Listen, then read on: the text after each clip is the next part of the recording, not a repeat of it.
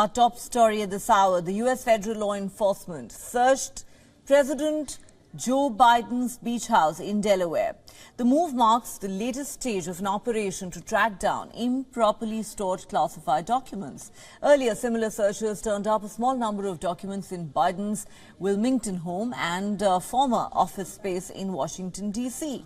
The first secret documents, in fact, turned up in Joe Biden's former private office and back in November. Under pressure from a steady drip of media revelations, the White House publicly admitted the embarrassing discovery in January this year. Since then, searches of the president's home have uncovered many more classified files. Classified documents at former President Donald Trump's Mar-a-Lago resort in Florida and other sites, including Biden's Delaware home, have led to the appointment of two different special counsels. Classified documents were also discovered at the Indiana home of former U.S. Vice President Mike Pence. Reacting to the latest search, Biden's lawyer has said this was done with the U.S. president's full support and cooperation. The snowballing affair threatens to overshadow the Democrats' expected announcement that Joe Biden will in fact seek a second term in 2024.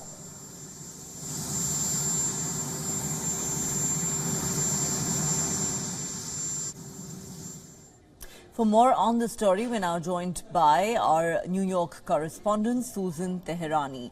Susan, what's the latest that you can tell us about these FBI searches that have been carried out at President Biden's beach home, and how detrimental is this likely to be for the U.S. president?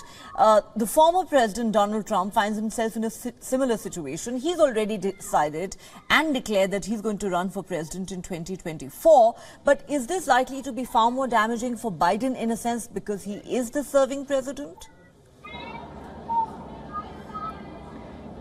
So the investigation is still ongoing as we speak. FBI agents are at the president's beach home right now, and according to the president's lawyer, who actually volunteered and told the media that the FBI was going to the Delaware home, they cooperated fully.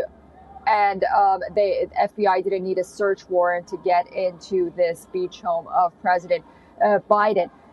For one thing, it's important to note that it's not clear what's in these classified documents. The fact that they have been mishandled is one aspect of it. But another aspect of it is that as of yesterday, that special counsel, Robert Hur, which was appointed by the Justice Department, has been starting to work on the Biden case, and some believe that that's why that Biden's beach home was investigated today. Perhaps he needed more documents, but many who are concerned say that leads might, and what might get Biden into hot water is documents during his time in Senate, which was mishandled, and he brought out of the Senate classified documents, and those are believed to be stored at the Biden Penn Center. If you recall, that was the location where the first batch of classified documents were discovered. And so we'll have to wait and see. Yesterday, there was a congressional hearing with the National Archives for congressional leaders to try to find out what exactly is in these classified documents. Not much is known as of yet. However, the Justice Department had advised the National Archives to not really disclose much. However, they did manage to have a Q&A, and they have transcribed it. We'll have to wait and see what comes out of that. But a lot of questions are left unanswered. But one thing is for sure, you can't indict a sitting president. How this is going to affect President Biden as he wants to run again, that's yet to be seen. Right now, his approval ratings are very low at 41%, according to the latest Gallup poll.